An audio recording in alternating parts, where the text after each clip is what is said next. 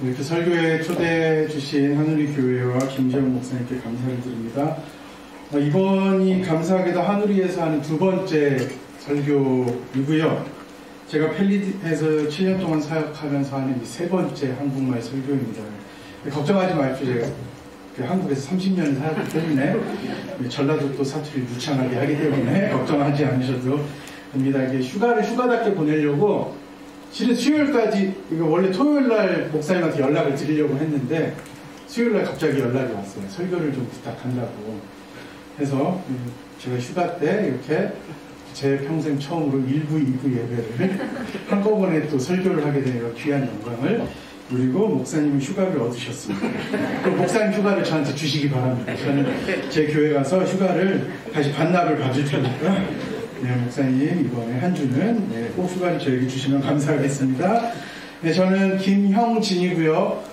지난 4년 동안 또 감사하게도 하누리 교회와 이렇게 교제를 할 수 있는 기회가 있었습니다. 여러분 아시듯이 윤현진 선교사님을 통해서 하누리 교회와 이렇게 연락이 됐고요. 윤현진 선교사님은 저한테 또 이렇게 꼬드김에 넘어가서 펠리에 와서 또 지난 4년 외롭게 사역을 하시다가 또 하나님께서 또 귀하게 쓰실 이유가 있어서 한국에 돌아가셨습니다. 분명 하나님께서 또 그곳에서 윤현진 선교사님을 귀하게 쓰실 것으로 저는 믿습니다. 원주민 지역이 제가 섬기는 교회와 가까이 있어요. 한 20분 거리에 3개 정도 부족이 있어서 그곳에 이제 오면 선교팀들이 가게 됩니다. 자세한 선교에 대한 내용들을 듣고 싶으시면 4시에 또 제가 선교팀과 또 가볍게 또 선교 모임을 할 거기 때문에 그거에 대해서 궁금하신 분들은 또 선교 모임에 이번에 참여하셔서 오시면 41명이 온다고 들었습니다. 추가로 더 오시더라도 저희 집에서 지내면 되니까 부담 갖지 마시고 지금이라도 신청하십시오. 그래서 저희 집에 오시면 됩니다. 네. 그래서 이렇게 하나님의 은혜 아래서 귀한 사역을 감당하고 있습니다. 제가 목사님께 설교를 부탁받고 어렵지 않게 이 설교를 이렇게 응하게 된 이유가 제가 영어 설교를 했던 것 중에 하나를 하누리 교회에서 혹시라도 언젠가 설교를 부탁할 때 그때 한번 했으면 좋겠다라고 싶어서 몇 달 전에 제가 이렇게 이제 한국말로도 번역을 해놓은 게 있었어요. 이제 역시 아니나 다를까 휴가 때 캘거리로 오면 안 됐는데 어쩌다 보니까 캘거리로 오게 됐습니다. 제가 스스로 무덤을 팠죠. 역시 목사님께서 부탁을 하셔서 했는데 친히 또 저번 주에 하셨던 설교 영상까지 같이 보내주셨어요. 제 설교 제목을 보고. 근데 굉장히 귀한 설교를 해주셨습니다. 지난주 설교에 대해서 혹시 기억하시는 분 계신가요? 또 감사하게도 여기 학교 강당이네요. 제가 또 학교에서 또 가르치는 또 은혜를 누리고 있는데 강당이다 보니까 꼭 여기 티칭을 해야 될 것 같아요. 혹시 지난주 설교 기억하는 학생? 자, 에이플 드리도록 하겠습니다. 뭐죠? 누리자? 드리자. 네. 그죠? 근데 가장 중요한 핵심 하나를 제가 뽑았습니다. 제 설교와 연결이 되는. 뭐냐면, 나의 나된 것은 나의 행위의 결과나 외적 성취가 아닌 바로 하나님, 나의 모든 것 대신 하나님께서 나를 지으셨고, 나의 정체성이 되셨기 때문에 내가 나의 나된 것. 이것이 바로 기독교의 정체성이라는 말씀을 초반부에 해주셨어요. 제 설교의 모티브와 굉장히 연결이 되는. 다른 말로 하면 이제 목사님께서 기가 막히게 밑밥을 깔아주셨습니다. 그래서 제가 이제 오늘 설교하는데 굉장히 편할 것 같아요. 그래서 오늘 이것과 연결지어서 이제 기독교인의 정체성, 바로 의인으로 살아가는 것에 대해서 이제 제가 한번 나눠보려고 합니다. 저는 역사 공부를 좋아합니다. 실제로 지금도 역사신학과 조직신학을 접목한 그 분야에 대해서 논문을 쓰고 있는 학생이기도 하고요. 제가 역사를 좋아하는 이유 중에 하나는 우리의 현재, 지금 이 시간이 지난 과거의 축적이고 그래서 과거를 제대로 이해하면 현재를 더 잘 이해할 수 있다고 믿기 때문에 역사에 대해서 좀 좋아합니다. 제가 어렸을 때 용서에 대한 메시지를 들으면 굉장히 힘들었어요. 제가 아버지를 이렇게 쉽게 용서하지 못했습니다. 1999년 될 때까지 아버지를 용서할 수 없었습니다. 그 용서에 대한 저희 과거의 문제를 해결할 수 없었기 때문에 용서에 대한 설교를 들을 때마다 굉장히 마음이 불편했어요. 그리고 굉장히 많은 질문들을 이게 목사님한테 막 쏟아내고 그랬습니다. 그래서 목사님들이 저를 별로 안 좋아했어요. 자꾸 쓸데없는 질문들을 하니까. 특별히 이전에 안 좋았던 경험 때문에 제가 용서에 대한 부정적인 이미지를 갖게 됐고 그 부정적인 이미지 때문에 용서에 대한 얘기를 들을 때마다 불편했었던 거죠. 그러면 우리가 하나님에 대한 사랑이나 용서에 대한 메시지를 불편하다면 또 하나님에 대해서 이해할 때도 또 역시 불편할 수 있습니다. 그래서 하나님에 대해서 더 잘 이해하는 방법은 우리의 과거를 예수 그리스도의 은혜로 잘 정리하는 것이 기본적이면서도 근원적인 방법이 될 수 있어요. 모든 것이 은혜. 오늘 중창팀이 이렇게 찬양을 해주셨는데, 그죠? 모든 것이 은혜, 은혜, 그죠? 이 은혜로 정리하지 않으면 우리의 과거는 그대로 남아있게 되고 예수님에 대해서 더 잘 이해할 수 없게 되는 거죠. 우리의 과거 때문에. 이제 이 설교를 위한 질문을 제가 좀 드려보려고 합니다. 왜 이 땅에서 그리스도인으로 살기를 원하십니까? 그리스도인이 되기를 원하십니까? 라고 지금 질문하지 않았어요. 왜 그리스도인으로서 살고 싶어 하시죠? 그리스도인으로서 살지 않으면 우리는 할 수 있는 게 너무나도 많이 있습니다. 오늘 아침에도 이렇게 브룩스에서 이제 이곳으로 오는데 아침 새벽부터 골프를 치더라고요. 예배 안 오면 골프장도 갈 수 있고요. par3 할 수 있고요. 홀인원 해가지고 자동차도 탈 수 있고요. 만약에 현금을 갖다가 받는 장사를 하면요 4-5시간 장사하면 더 많이 벌 수 있습니다. 그런데 왜 그리스도인으로서 살기를 원하십니까? 또 다음 질문은 왜 하나님은 예수 그리스도를 통해 우리를 구원하셨죠? 왜 구원하셨을까요, 우리를? 그리고 그리스도인이 된 궁극적인 동기가 무엇입니까? 저희 고모님이 저 다음으로 우리 집안에서 기독교인이 됐는데요.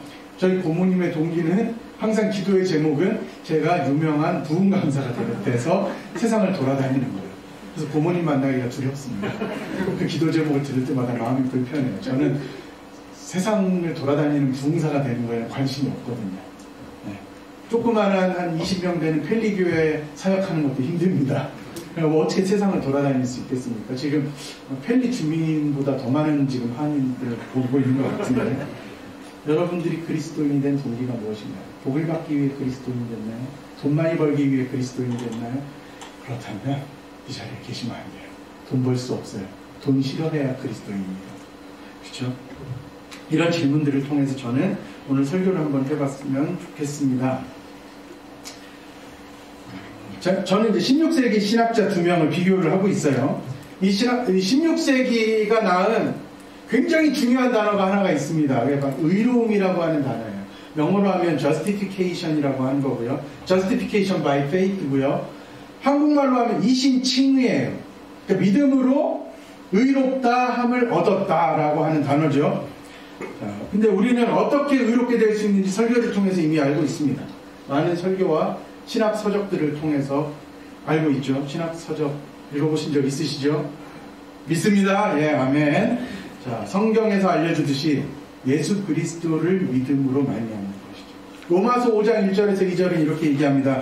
그러므로 우리가 믿음으로 의롭다 하심을 받았으니 우리 주 예수 그리스도로 말미암아 하나님과 화평을 누리자. 또한 그로 말미암아 우리가 믿음으로 서 있는 이 은혜에 들어감을 얻었으며 하나님의 영광을 바라고 즐거워하느니라. 아멘. 바울이 지금 뭐라고 얘기하고 있습니까?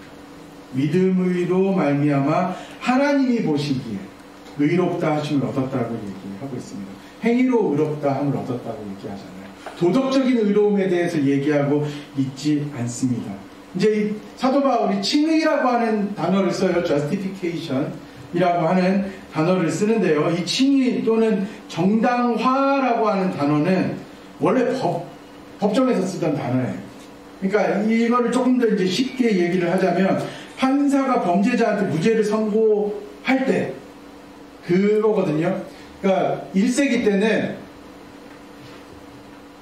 시저가, 그러니까 가이사르라고 하죠. 시저가 로마 황제가 일반 사람을 부를 때, 뭐 예를 들어서 이제 오상학 목사님을 불렀다고 쳐봐요. 그러면 이제 뭐 가이사르가 뭐 오상학 목사님 믿을 만한 사람인지 누군지 알게 뭡니까? 모르죠, 전혀.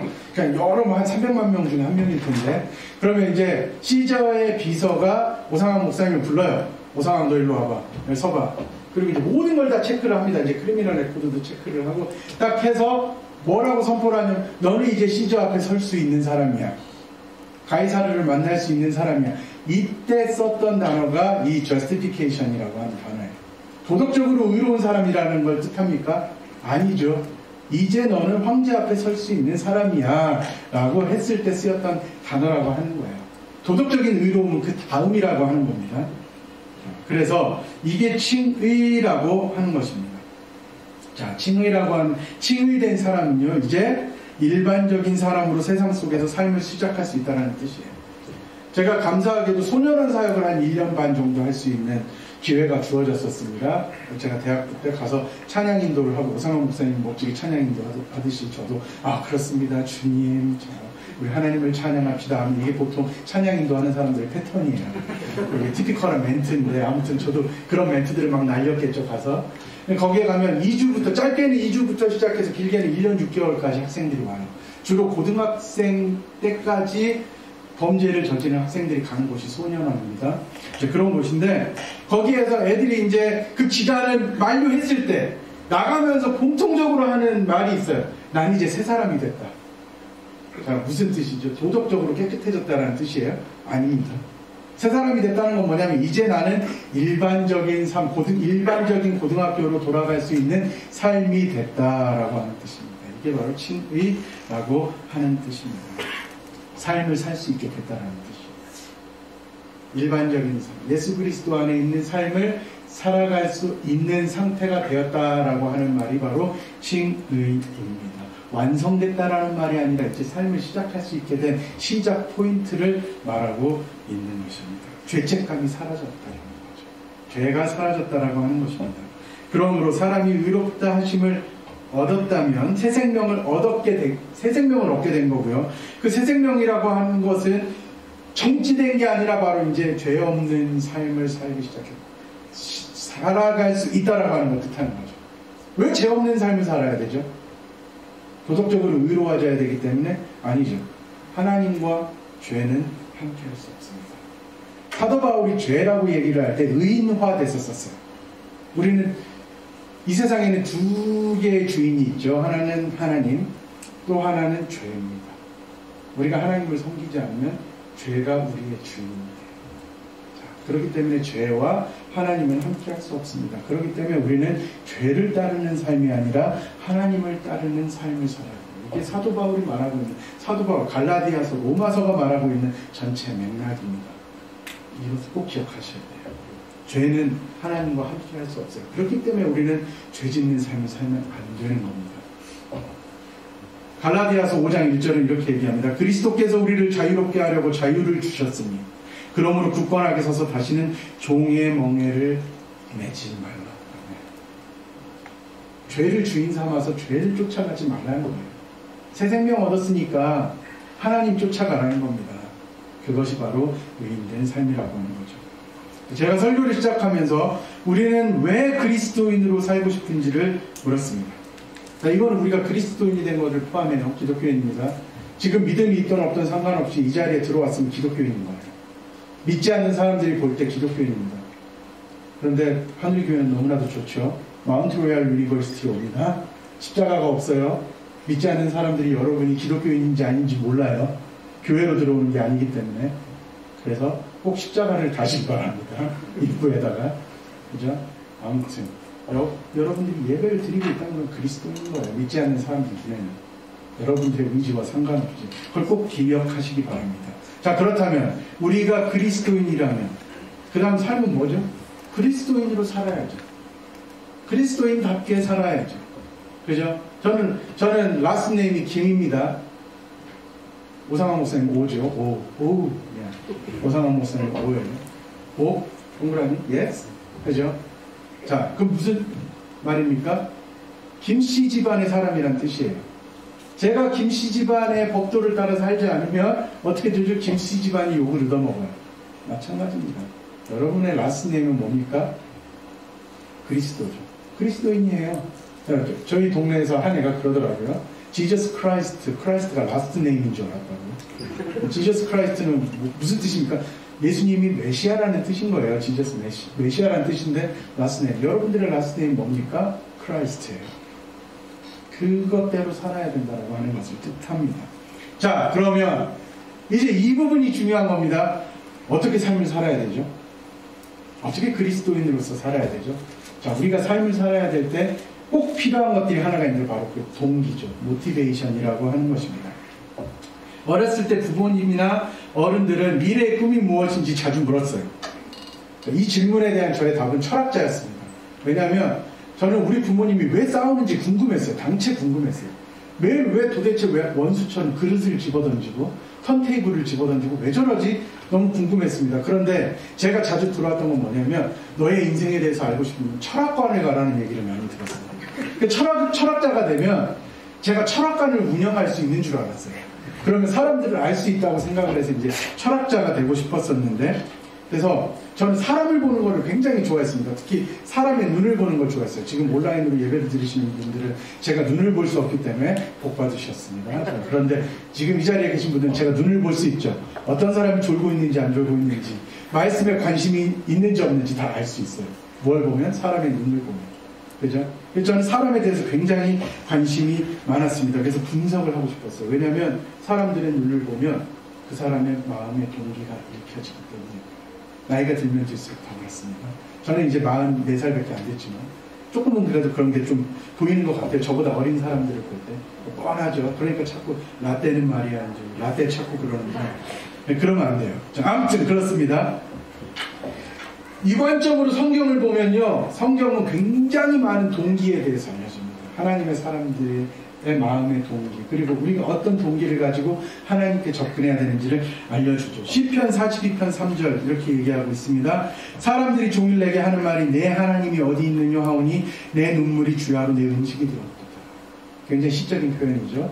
시편 기자가 뭐라고 얘기합니까? 그의 눈물이 그의 기도의 동기가 되었다라고 얘기합니다.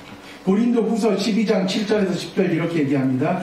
여러 계시를 받은 것이 지극히 크므로 너무 자만하지 않게 하시려고 내 육체에 가시고 사탄의 사자를 주셨으니 이는 나를 쳐서 너무 자만하지 않게 하심이라. 이것이 내게서 떠나가게 하기 위하여 내가 3번 주께 간구하였다. 나에게 이르시기를 내 은혜가 내게 족하도다. 이는 내 능력이 약한 데서 온전하여짐이라 하신지라. 무엇입니까? 사도 바울이 자신 안에 있는 육체의 가시를 없애기 위해서 기도를 3번이나 했다고 하죠. 그게 기도의 동기였습니다. 자, 그러면 이제 그리스도인이 되었다는 것은 무엇이죠? 우리가 그리스도인이 된다는 것은 하나님의 새로운 동기를 받는다는 것을 의미합니다. 저는 부끄럽게도 짜장면 때문에 교회를 다니기 시작했어요.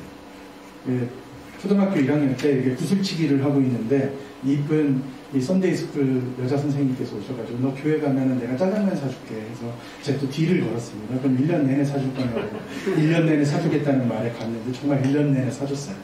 아, 이거 주일학교 선생님들이 들어야 되는데 짜장면이 구원할 수 있습니다. 한 해를 온라인 짜장면을 베푸십시오. 지금 요즘 5,000원인가요? 저 때는 500원이었습니다.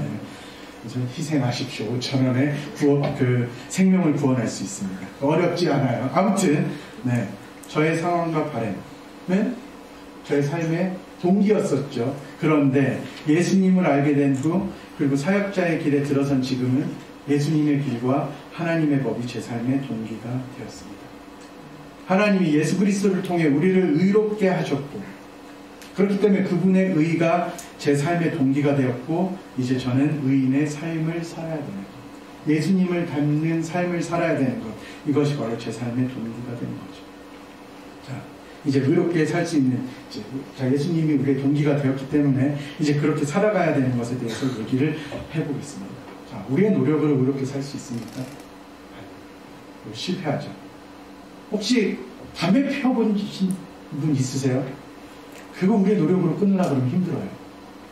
그죠? 하나님의 은혜가 있어야 됩니다. 은혜가 있어야 돼요. 동기 부족. 왜 우리는 그리스도인으로 살지 못합니까? 하나님에 의한 동기가 우리 안에 약하기 때문에 그렇다라고 볼 수 있습니다. 성경은 우리에게 의인의 2가지 의미에 대해서 얘기를 해줘요. 하나님 안에 우리의 상태, 그러니까 존재와 그 다음에 삶의 방식에 대해서 얘기해주고 있습니다. 로마서 3장 21절에서 22절입니다. 이제는 율법에 하나님의 한 의가 나타났으니 율법과 선지자들에게 증거를 받은 것이라. 곧 예수 그리스도를 믿음으로 말미암아 모든 믿는 자에게 미치는 하나님의 의인이 차별이 없습니다. 하나님의 의인, 예수 그리스도에 대해서 얘기하고 있습니다. 오늘 제가 선택한 본문은 8복 중에서 네 번째 복입니다. 산상수훈인데요. 우리가 산상수훈을 읽을 때 중요하게 놓치지 말아야 될 것은 산상수훈은 거기에 있었던 모든 군중들을 향해서 선포된 메시지가 아니라는 거예요. 군중에 대해서 얘기를 하고 있지만 제자들만이 예수님 앞에 나옵니다. 마태복음 5장 1절에서 2절 보면 이렇게 됩니다. 예수께서 무리를 보시고 산에 올라가 앉으시니 제자들이 나온지라 입을 열어 가르쳐 이르시되. 영어로 읽어보니까 이렇게 돼 있어요. One day as he saw the crowds gathering, Jesus went up on the mountainside and sat down. His disciples gathered around him and he began to teach them. 예수님의 제자들만이 예수님 주변에 모여 앉았어요. 그죠? 예수님의 제자들을 향한 가르침이라고 먼저는 볼 수가 있다라고 하는 거죠. 자, 이게 예수님이 제자들을 향한 가르침이라고 한다면 이제 이 가르침은 그들의 동기와 생활 방식이 되어야 된다고 하는 거죠. 의에주이고 목마른 자는 복이 있는. 자, 이게 만약에 우리의 삶의 동기라면, 그리스도인의 삶의 동기라면 우리는 의에 분주가 있습니까? 의에 배고픈가요? 의로움 때문에 배고파 보신 적 있으십니까? 자, 우리가 어떨 때 배고파지나요? 맛있는 음식 냄새를 맡거나, 지금이 몇 시죠? 12시 점심시간이 되었을 때 우리의 위는 어떻게 됩니까? 기가 막히게 그걸 알죠? 그리고 나서 이제 물어대기 시작합니다. 응애 응애 밥 줘 응애 이러면서 우리의 위가 울기 시작하죠. 제가 이제 오면서 그 메디슨 햇에 몰에 들렸어요. 푸드코트가 있더라고요. KFC를 먹었습니다. 그 많은 맛있는 음식 중에 KFC를 먹었어요. 치킨무도 없는 KFC를 먹었습니다. 배고프니까 들어가더라고요. 목구멍으로. 굉장히 많이 먹었어요. 네, 너무 맛있었습니다. 그죠? 배가 고프면 먹게 되죠. 배가 고프면 무엇인지 먹게 됩니다. 자, 의에 대해서 굶주려 있다면 우리는 의를 사모할 수 있다라고 하는 거예요.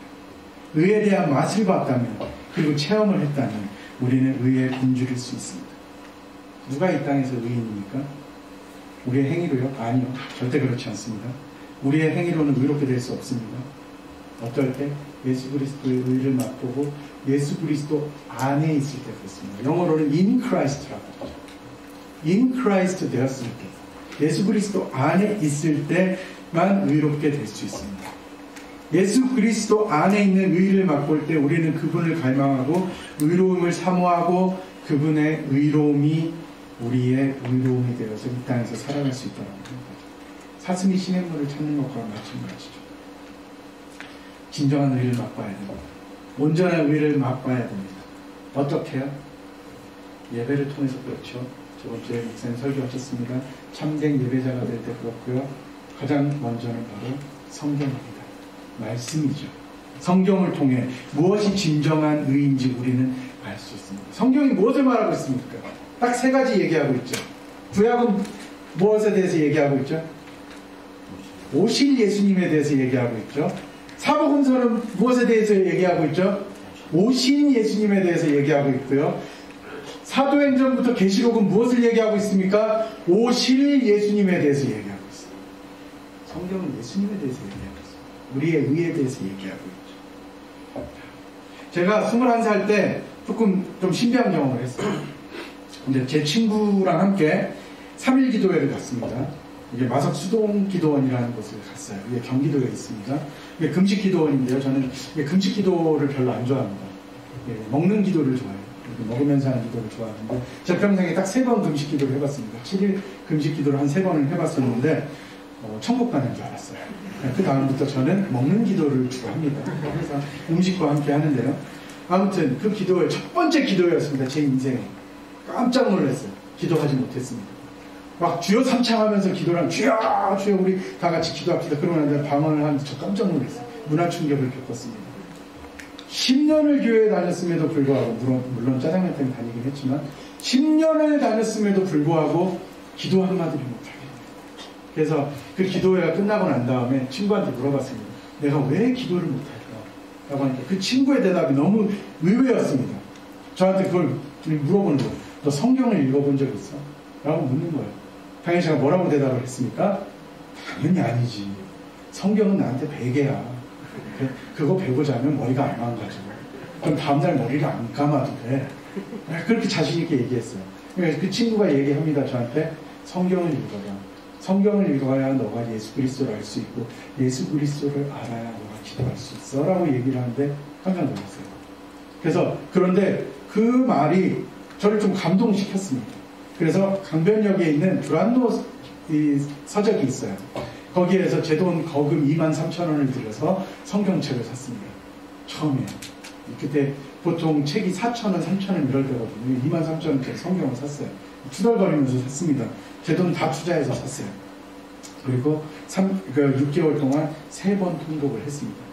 예수님이 너무 알고 싶었어요. 그러니까 개역 한글판 성경이었기 때문에 뭐 이르시대에 나오고 뭐 여자 없고 뭐 이런 얘기 나오는 가라사도 나오는데 하나도 알아들을 수가 없더라고요. 그래서 3번을 읽었습니다.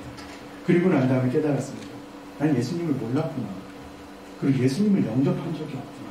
나는 10년 동안 예수님을 영접한 적이 단 한 번도 없구나. 예수님은 나의 구주가 아니었구나 라고 깨달았어요. 그리고 다시 두란노 서원에 갔습니다. 그리고 거금 100원을 들여서 사형리 책자를 샀어요.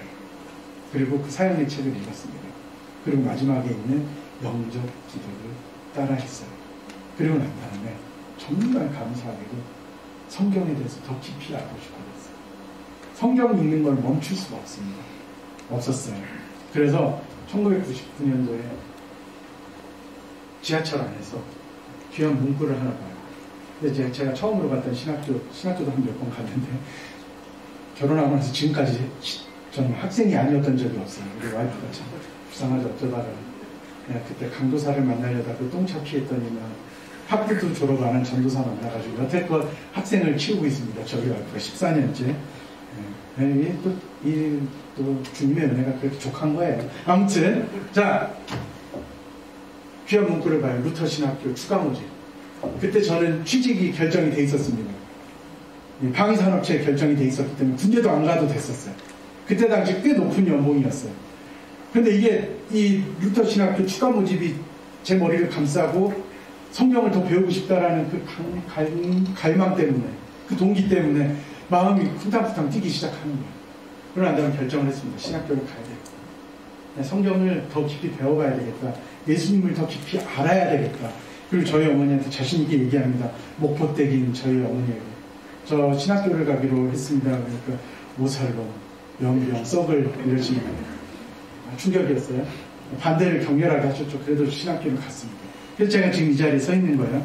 아무튼 예수 그리스도께서 성경 말씀을 통해 제 삶의 동기가 됐어요. 그걸 거부할 수가 없었어요. 거부할 수가 없었어요. 예수님에 대해서 너무나도 강하게 알고 싶었습니다. 성경을 통해 참 진리를 체험했기 때문에 예수 그리스도를 읽고 배우는 것이 저의 동기가 됐죠. 그래서 그 예수 그리스도를 더 깊이 알고 싶었습니다. 하나님께서 저에게 의의 옷을 입히신 거죠. 예수 그리스도의 옷을 입히셨어요. 그래서 그분의 의로 새롭게 돼서 그분의 옷을 입고 그분의 의를 따라 살게 하셨습니다. 이사야서 61장 10절에서 11절은 이렇게 얘기합니다. 내가 여호와로 말미암아 크게 기뻐하며 내 영혼이 나의 하나님으로 말미암아 즐거워하리니 이는 그가 구원의 옷을 내게 입히시며 공의의 겉옷을 내게 더하시니 신랑이 사모를 쓰며 신부가 자기 보석으로 단장함 같게 하셨습니다. 땅이 싹을 내며 동산이 거기 뿌린 것을 운돋게 함같이 주 여호와께서 공의와 찬송을 모든 나라 앞에 솟아나게 하시리라. 아멘. 하나님의 의, 예수 그리스도께서 저의 의가 되셨어요. 모든 목사님들은 그렇다고 믿습니다. 예수님께서 의가 되십니다.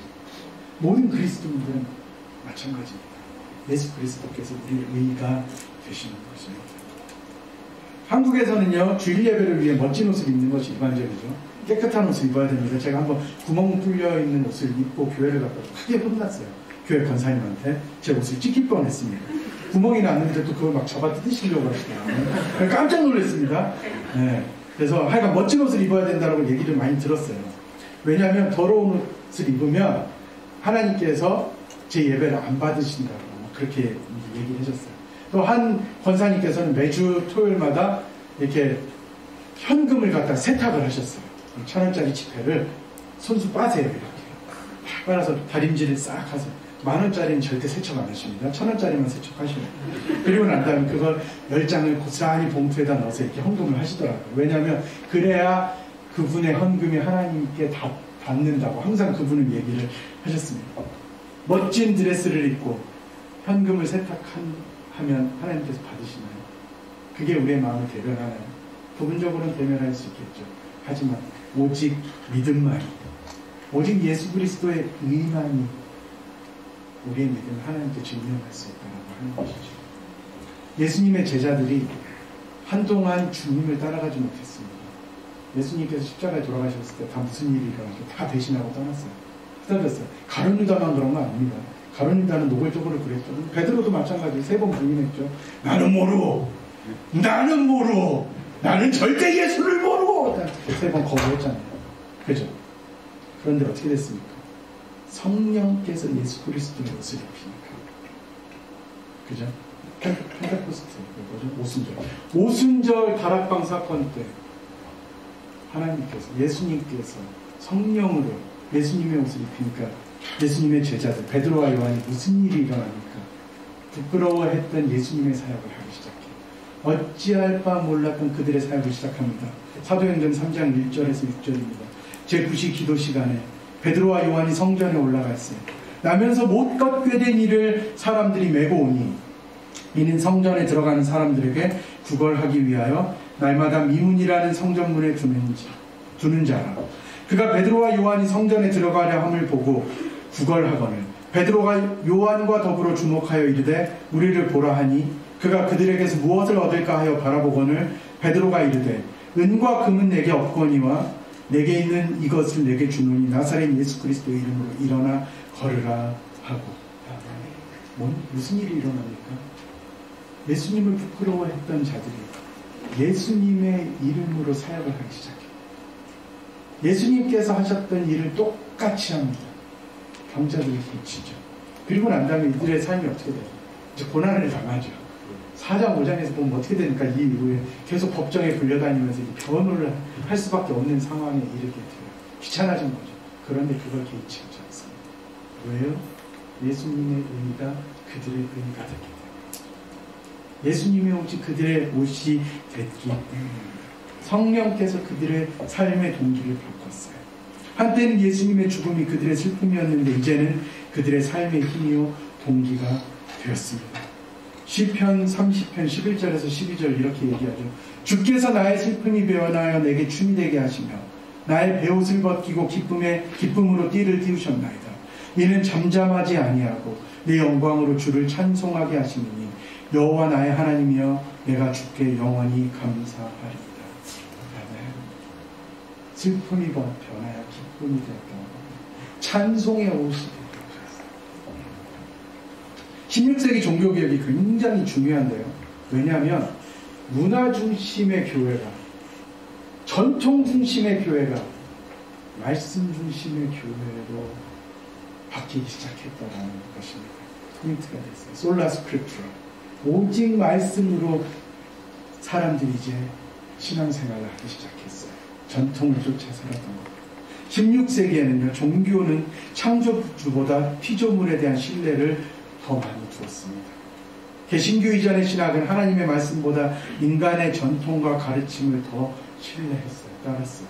그런데 찌빙글리는 예수 그리스도를 중심으로 한 그리스도인의 바른 의미를 회복하려고 했습니다. 예수 그리스도가 그의 삶의 중심이 됐고요. 후브마이어라고 하는 제세력파, 저는 아나베프티스트 메노나이트 신학자입니다. 후브마이어는 믿음만이 사람을 하나님을 경외하고 의로운 사람으로 만든다고 선포했습니다. 말씀으로 사람들의 신앙이 변화되기 시작했습니다. 그들의 동기가 변화되기 시작했습니다. 우리는 기독교인입니까? 예수님 믿으시나요? 다시 묻고 싶습니다. 우리가 기독교인이라면 우리는 의로움의 분기가 있습니까? 이런 사람도 봤어요. 찬양을 하고 싶은데 의로움에는 분기가 있지 않은 사람도 봤어요. 예배는 드리고 싶은데 기독교인의 삶을 살고 싶어 하지 않는 사람도 봤어요. 우리는 그리스도인입니까? 의에 분기가 있습니까? 우리는 우리의 삶에서 예수 그리스도의 의를 맛보고 있습니까? 또는 맛본 적이 있습니까? 예수 그리스도의 의를 맛보기를 권면드립니다. 만약 우리가 예수 그리스도를 아는데 관심이 없다면, 지금도 관심이 없다면 분명히 아직 우리는 그분을 경험하지 못했기 때문에 그렇습니다. 우리의 기도 제목은 딱 하나입니다. 예수 그리스도의 의를 맛보게 해주십시오. 예수 그리스도의 의를 맛보면, 예수 그리스도의 일을 맛보면 그 안에 선교가 있고 복음 전파가 있고 은혜가 있고 사랑의 전파가 있습니다. 예수 그리스도의 의가 먼저라고 합니다. 그 외에 나머지 것들은 방법론입니다. 여러 가지 방법 중에 하나입니다. 아직도 성경을 읽는 것과 예수 그리스도를 아는 것에 관심이 없다면 아직 예수님과 그의 의를 맛보지 못했다는 것입니다. 제가 11시간 운전해 오면서 이번 베이케이션 뭐죠? 휴가에 죄송합니다. 욕하지 마세요. 가끔 제가 혼동이 됩니다. 이번 11시간 동안 운전해 오면서 제가 이렇게 계속 들어왔던 찬양이 있어요. 나의 소망이라고 하는 찬양인데요. 그 찬양의 가사가 이렇습니다. 내가 걸어온 이 길에 그분의 흔적이 남기를 나는 소망에 내 삶의 그 이름 남기를. 내가 걸어온 이 길에 그분의 흔적이 남기를 나는 소망해 내 삶에 그 이름 남기길 나의 뒷모습 속에서 그분의 뒷모습 보이길 나는 기도해 그렇게 그분이 보이길. 여러분 이런 삶을 소망하십니까? 이 가사가 여러분의 소망 되십니까? 우리 소망되기를 원합니다. 갈라디아서 3장 26절에서 28절은 이렇게 얘기합니다. 너희가 다 믿음으로 말미암아 그리스도 예수 안에서 하나님의 아들이 되었으니 누구든지 그리스도와 합하기 위하여 세례를 받은 자는 그리스도로 옷 입었느니라. 너희는 유대인이나 헬라인이나 종이나 자유인이나 남자나 여자나 다 그리스도 예수 안에서 하나이니라. 아멘. 예수 그리스도 하나님의 말씀 속으로 뛰어듭시다. 말씀을 통해 하나님의 의의 옷, 그 예수 그리스도를 맡깁시다. 성령의 도우심으로 예수 그리스도의 의이신 말씀을 사모하고 공부합시다. 지식에 초점을 두지 마십시오. 예수 그리스도께 초점을 두십시오. 예수 그리스도를 아는 것이 먼저입니다. 예수께서 우리를 구원하셨으니 그분께서 우리를 의롭게 하신 것이고 그렇기 때문에 우리는 그 안에서 의로운 삶을 살 수 있습니다. 그분의 말씀을 우리의 삶에 적용하십시오. 그리고 따라가십시오. 예수 그리스도께서 힘과 우리의 모든 것 되시고 예수 그리스도께서 우리의 길과 진리 되십니다. 그분을 소망하고 그분을 따라가는 하늘의 교회 여러분이 되기를 기도합니다. 함께 기도하겠습니다. 주님 감사합니다. 주님 따라가기를 원합니다. 주님을 소망하기를 원합니다. 주님이 나의 모든 것 되기를 원합니다. 주님 우리와 함께하여 주시고 다른 길을 따라가지 않게 해주시고 두 마음 갖지 않게 해주시고 오직 예수 그리스도께 고정하고 예수 그리스도를 향하여 달려가는 우리가 될 수 있도록 주님 인도하여 주시옵소서. 감사하며 예수 이름으로 기도합니다.